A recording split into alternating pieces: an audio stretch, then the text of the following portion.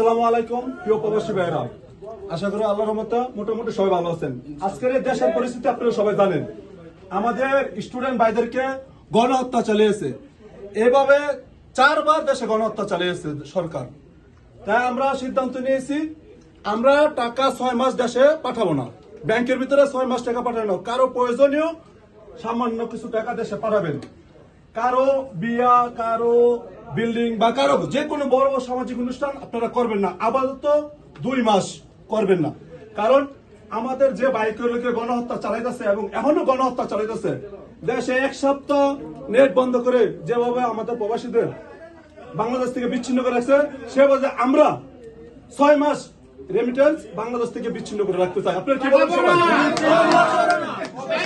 ব্যাংকে টাকা পাঠাবো না, ব্যাংকে টাকা পাঠাবো না, ব্যাংকে টাকা পাঠাবো না। মাশাআল্লাহ 6 মাস পরে টাকা পাঠাবো। 6 মাস আমরা ধৈর্য ধরে শুধু খানা পিনার টাকা দেশে পাঠাবো ইনশাআল্লাহ। ইনশাআল্লাহ 6 বছর পরে জানো, 6 ধন্যবাদ বছর। সবাইকে।